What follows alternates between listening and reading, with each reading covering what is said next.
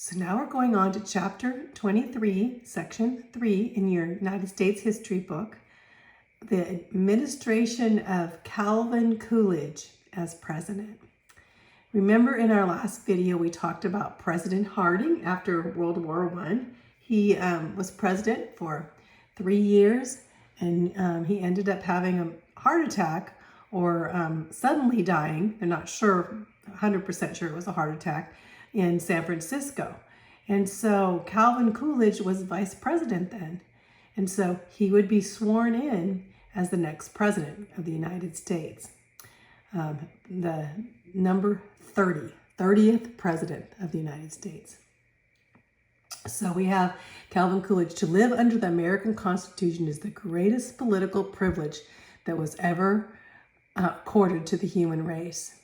He was very much a Constitution guy, And we'll find out much more about Calvin Coolidge as he becomes a very famous and popular president. So Coolidge becomes president, 1924, the election. He wins the 1924 election onto his foreign affairs and his domestic affairs as in the administration of Calvin Coolidge. Calvin Coolidge as vice president becomes president. Led the United States through most of the Roaring 20s. When you think of the Roaring 20s, you don't really think so much as Harding as you do Calvin Coolidge. During this time, America in many ways was in prosperity, except for probably the farmers were having problems. But anyway, he was vice president. He was vacationing at his Vermont home. He's from Vermont. When word came that the President Harding, had died in San Francisco. So at 2:45 a.m. in the morning, by the light of a kerosene lamp, Calvin Coolidge took a presidential oath on his old family Bible. In fact, his father was a notary public, and he administered the oath to him. Calvin Coolidge was very close to his father at this time. So in the midst of this, it's the only president to have his father administer the presidential oath. And in the midst of 2:45 a.m., you can see this picture here is depicting Calvin Coolidge becoming the 30th president of the United States when Harding died. Calvin Coolidge life. Well, he was a native of Vermont, and he spent most of his life in Massachusetts, in fact. So he actually went into law in Massachusetts.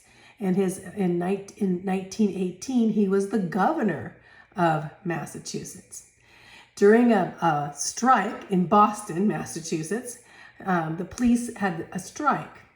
And in the midst of this police strike, can you imagine the police saying, "Oh, we're going to strike, we're not going to go to work." And so in the midst of this strike, as Coolidge was the governor, he called out the state militia to maintain law and order and say, yes, policemen do not have the right to strike. He said, basically in his quote, he says, "There is not a right to strike against public safety by anyone, anywhere, at any time." So he said, no way can police strike. So that was actually set as a precedent in the midst of Boston, Massachusetts. So he became famous by his quotes and his moral character, and also standing up for what's right and what's wrong. Very much. You can go to Calvin Coolidge and you'll find a lot of things about his life. In 1920, vice president Republican candidate. He became a vice president Republican candidate under Harding. And when Harding died, we know that he would become president. He was the first vice president to attend cabinet meetings. So he knew what was going on. Most vice presidents didn't do much, but Calvin Coolidge did. He made sure that he knew exactly what was going on in the president's cabinet. So, which was pretty important because Harding kind of just stood back and said, I'm not that good of a leader. Well, we know that Calvin Coolidge was paying attention at this time. And so he had a reputation of integrity. So people knew that he stood up, and he stood against all of the scandals that were going on in the Harding administration. So as he stood up against them, not only that, he gained the people's trust, because people at the time didn't trust the government so much, especially when they saw these scandals. But to have Calvin Coolidge stand up for righteousness against these scandals, Americans looked up to him. So Coolidge wins respect of America. So he had a Puritan background, and he studied the American forefathers, and he had abiding respect in the Bible and as a Christian. And he also believed in hard work, honesty, frugality, traditional American values. When you say frugal, he was very frugal in his money spending. He made sure, you could say, he was very frugal with the taxpayers' money in every way. So he said when the taxpayers gave money, he made sure that it would go right where it was supposed to go. He was very frugal. And not only that, in his personal life too. He spoke only when he had something important to say. He had a very quiet manner, so some people thought he was very stoic. But he was basically, he wasn't going to say anything, that was going to cause any problems. He was going to say, basically said, I will say what needs to be said, and that's it, right? In fact, he was very into efficiency in the government, and he was seldom matched by any other president as for his efficiency in the government. So he was extremely popular. So here's one thing he said: it is only when men begin to worship that they begin to grow. He was very into worshiping the Lord. He was a born-again president, and he stood up to hit the standards of what the Bible said. So a lot of Christians looked up to him in the midst as presidency during this time. Now the election came in 1924. Remember Calvin Coolidge, he became president under Harding when Harding died in 1923. So now the election of 1924 comes up, and he runs for president again, basically able to run for president as before. He became vice president to a president. So now he wins the support of America. So he had widespread respect in America, and he restored the people's confidence in the federal government. He basically was the Republican nomination on the very first ballot. The Republicans said, yes, we're going to have him run for president. And so on the Democrats, they had John W. Davis from West Virginia. And also there was a third candidate here, Robert La Follette of Wisconsin. And he was a very progressive candidate. Later on, he actually supported the Socialist Party. So this kind of would divide some of the Democrats, between, now we had three parties and dividing that. But this was the first presidential election campaign to be on the radio. And so they heard Calvin Coolidge speak on the radio, and Calvin Coolidge easily won the election. So I like his campaign. It says, keep cool with Coolidge for president. That's a good campaign, huh? Foreign affairs. So during his presidency, what did he do in foreign affairs? Well, one thing that needed to be dealt with was the war debt. Remember, the United States had basically loaned many countries, France and England and much war debt in the midst of all this. And then Germany, of course, owed the Allies money too that they weren't able to pay. So a lot of these countries had a hard time paying their debts, especially to America. So U.S. had ceased to be a debtor in war times, and the Allied nations owed us $10 billion. So we were not in debt. Now we're like $1 trillion in debt, right? To today's, but back then we were not a debtor, at that time. And the Allied nations owed us that money, and we're supposed to pay it back with interest. So in 1918, the Allied nations, basically were mainly France and between France and Russia and Great Britain. But anyway, the Allied nations negotiated for their war debt cancellation, because in the midst they were thinking, well, how can we pay our war debt if Germany can't pay their war debt to us? So in 1922, the Foreign Debt Commission was organized to deal with the issue of the war debt. And so they decided that they're going to drop the interest. They were not going to have interest rates anymore. They're going to do away with the interest rates, and that the loans could be paid over 62 years. So this is better, but a lot of them wanted the debts to be dropped altogether. So in the mid-1920s, the United States did agree to drastically reduce the war debt too. Germany's war debt. So the ability of the Allied nations to pay their debts to us was linked to Germany's paying debts to them. And the Germany's war debt was unrealistically high. And so France, because Germany could not pay their war debt and they needed the money, they decided to send troops to seize German industry in the Ruhr Valley. And Germany was just totally unable to pay. In fact, most of their citizens were in poverty and their money was worth nothing, you know. So the inflation was so bad. So they started to print more money, and then extreme inflation happened in Germany. In fact, a loaf of bread was 4 times the amount as it usually is.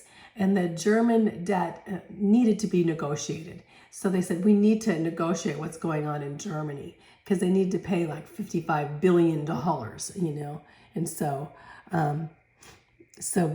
basically, the war-torn nations of Europe, those could not pay their debts. So it would all end up that we were not getting paid for the debt that we had loaned, right? So some pictures of the drastic pictures of when it went on. You can see the devastation of World War I. Here you say that during World War I, that the nations of Europe had borrowed more than $10 billion from the United States. That's a lot of war debt. So, on to next. So then came the Dawes Plan of 1924, and then on to the Young Plan, this all of 1929. These both have to do with war debt. Just remember, Dawes Plan, war debt to Dawes, maybe, I don't know. But both of these in the Young Plan too. So Charles G. Dawes was the American financier to negotiate this Germany's debt. So he tried to say, okay, the total debt would remain the same, and the payments would be temporarily lowered to help Germany in the hard times. And he also gave Germany a large loan. But still, Germany was behind in their payments. In 1929, the Young Plan by American O&D Young, he negotiated with Germany. Basically, Germany's total debt needed to be reduced with a longer time to pay. So they're trying to deal with this because basically it was going to end up that German people would rebel in the midst of all this. And we know that they did because we see the future. We can see what happened. They would rebel, and Hitler would come, a dictator would come, and we'd go into another world war, which happened.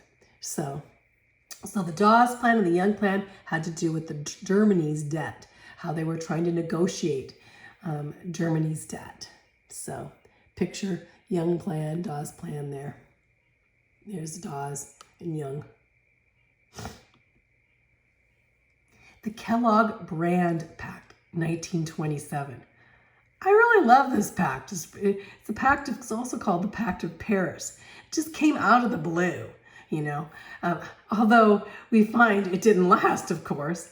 But the pact was to achieve international peace. So first of all, France and the United States, French Minister Aristide Briand, and United States Secretary of State Frank Kellogg. So here they are, Kellogg and Briand. And they're basically saying, France and the United States got together to sign a pact that they would outlaw war between them. That France and the United States would never be at war again, ever. They're going to outlaw war. Good idea, huh? And so basically 2 million people signed the petition. But then Kellogg said, well, let's not just do this with France. Let's outlaw war. Let's put a pact with more nations and invite other nations. And let's just outlaw war altogether. Can you ever believe it? I never really knew they had a pact like this to outlaw war. But in 1928, 15 nations gathered in Paris and they renounced war as a means to settle disputes and said, we're not going to have war anymore, we're going to outlaw it. And then 62 nations end up signing the Kellogg-Briand Pact, the Pact of Paris, outlawing war. But did it really work? How many wars were after that? Quite a few.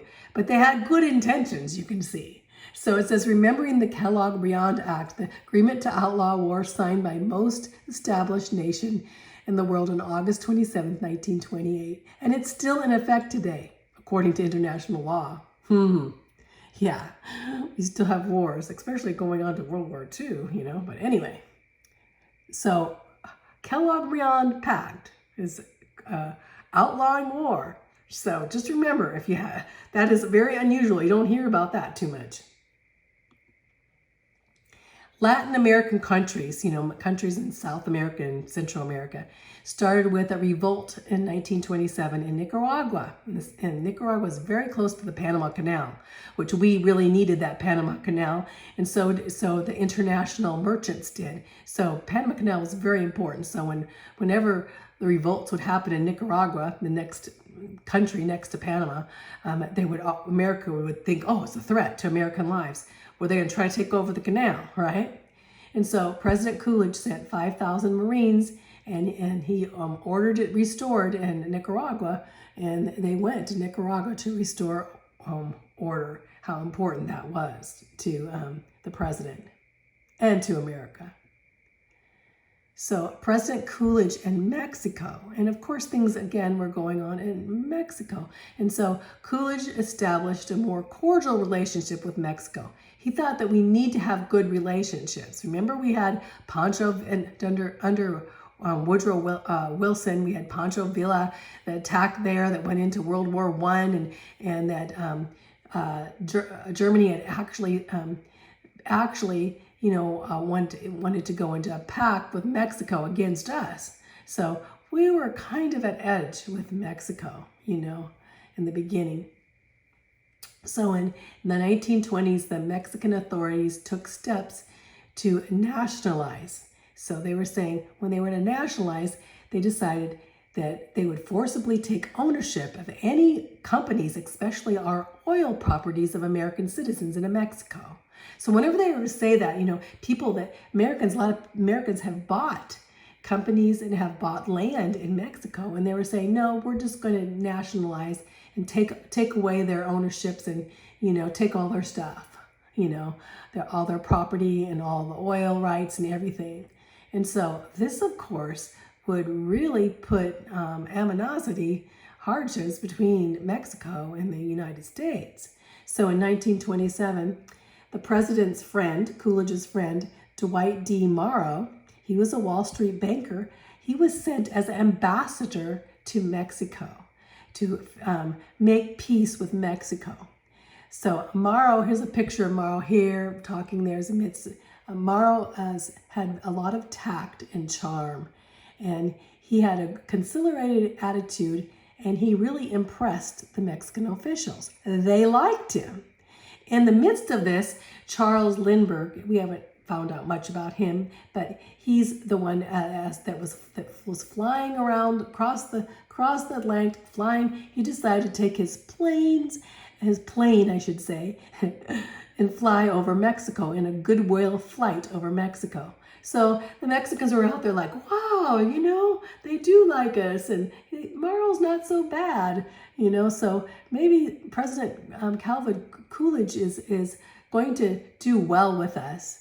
And so Morrow worked out a good compromise with President Coolidge behind him, and the Americans ended up keeping their oil rights, and we ended up having a very cordial, peaceful relationship with Mexico. So a good report on Mexico. domestic affairs now. So now for Coolidge and the Coolidge administration, this was the age of prosperity. If you think of Calvin Coolidge, you really think of the Roaring '20s. So after this brief post-war recession that happened, Harding era, the economy expanded really rapidly, and businesses were booming, and unemployment declined. So real wages in relation to buying power rose. And the Secretary of the Treasury, Andrew Mellon, who was a multimillionaire himself, served under Harding and now under Coolidge and on into Hoover. He succeeded in balancing the budget. Remember, balancing the budget and decreasing the national debt. So our government was in good condition. Our debt was down, lower than it's ever been, and our budget was balanced, and we were booming economically. But the federal government took the laissez-faire in dealing with business, especially Coolidge, because he said basically wanted to stay out of the business dealings, which probably towards the end of he thought I should have took more control in that area that of business, because of what would happen as it boomed and credit became easily would end up into later on through, and the times of Herbert Hoover, the next president, would be a depression, the Great Depression. So the federal government took this laissez-faire in dealing with business, and taxes were lowered, and people were encouraged in their capital investment. The wise monetary policing promoted growth in the economy. So they basically were promoting wisdom in the midst of the economy. President Coolidge says, the chief business of American people is business, he said. Quite a deal. So, and here's Andrew Mellon in the midst. Mellon, of course, he also had to do with the Treasury under the two other presidents. He said the most noteworthy characteristic of American people is initiative. So this is in domestic affairs. So favorable conditions. The American business put their integrity to work. There was new mechanization, new specialization, increased productivity, all these things in business. Machinery replaced hard labor at a faster rate. So they used to basically labor having to go into companies and work hard and long hours, and now machinery was replacing a lot of this. New materials came into being, such as plastic, synthetic fibers, aluminum, many new products.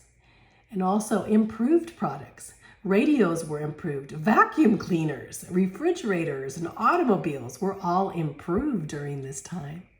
And advertising grew more important, and customers began buying on credit to enjoy the luxuries, which become a problem later on as credit became out of hand.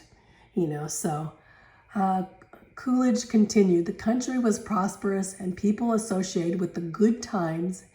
During the prolific jazz age of 1920, he championed the traditional values of diligence and thrift. So he reduced taxes and managed to reduce the $20 billion national debt by $1 billion a year, but he failed to control the speculation in business. And that's what would happen, that would lead to the great stock market crash. Too much buying on credit in the stock market would produce a depression only months after he left. So that's kind of summing it up with Coolidge. Here's credit. Buy today, pay later. 1920s consumer credit. Everyone wanted to buy on credit. The farmers' problem. This is a big problem during this time because the American farmers faced really difficult times after the war. During the war, the American farmers had produced lots of food, and the food had been in great demand, of course, being sent over for the war. But after the war, the Europeans began producing their own food. They didn't need to buy our food anymore. And so they started exporting more farm products of their own. And so the market value of the American crops dropped significantly. And of course, now the farmers would have gasoline-powered tractors and machinery and all this increased farm production, adding to more crops. They were producing a lot of crops cheaper than they were before. And so the cost of the products of the farmers they had to buy increased. So basically the land value drastically fell after the war too, as their land was not valued as much. And they had loans. Most of the farmers had loans against their land. And these made other loans hard to get, or new mortgages on property were very difficult at this time because they weren't bringing in the money for the crops that they were producing. So many farms faced foreclosure. Foreclosure means they would have to lose their farms if they couldn't pay their loans. If you can't pay your loan of your house, the bank would come and take over. And that's the way it was with their farms. They had put loans against their farms, and then not being able to pay the loans, they would have to foreclose. Many farmers had to foreclose at this time. So drastic problems with the farm foreclosures. The McNary-Hagen Bill was a farming bill. Just think of McNary-Hagen farming. Just get together. I don't know how you can remember that, but it has to do with farming. In 1921, United States senators and representatives from rural states organized a farm bloc to promote government policies. So McNary-Hagen passed in both the Congresses, this is to actually help farming, right? And they proposed the establishment of a government agency to put forth American farmers' surplus crops and resell them at a loss on a world market. So basically, they were saying, okay, if we can buy some of their surplus crops and then we'll resell them, maybe we could help them on the world market.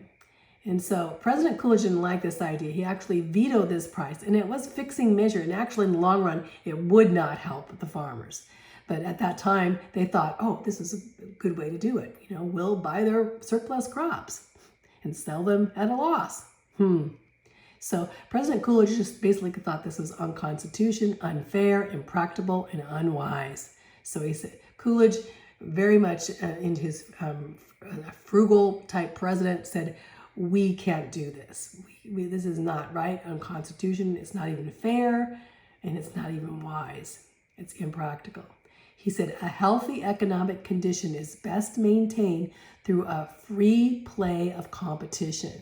He said, we can't go in and take over the farmers in this way, and even though it looks good, it really, the McNary-Hagen bill did not in the long run seem to be the best for the farming situation.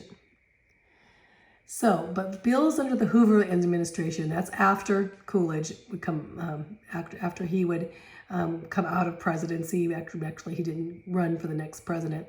The next president would be Hoover, which we'll get into later. But in 1929, the Agricultural Marketing Act would come, and it would establish a federal farm board. And it would be allotted $500 million, which was to make low-interest loans to help farmers pay the cost of storing crops until the market was desirable to sell. So basically, this bill would give farmers $500 million in interest loans. And this attempted to raise prices by buying up surplus crops too. So this price support did not succeed and was abandoned in 1933 after the Federal Farm Board had spent more than $180 million. They figured this is not working. In fact, it later on would even lead the farmers into a greater depression than ever, especially in the Great Depression, after they had a failure of crops. So we'll get into that in the later chapters. But here's Hoover's Poor Farm. Hard times are still hoovering over us, It's kind of... So let's stop right there. We're going to go into the age of the automobile and a few other things going on in the administration of Calvin Coolidge.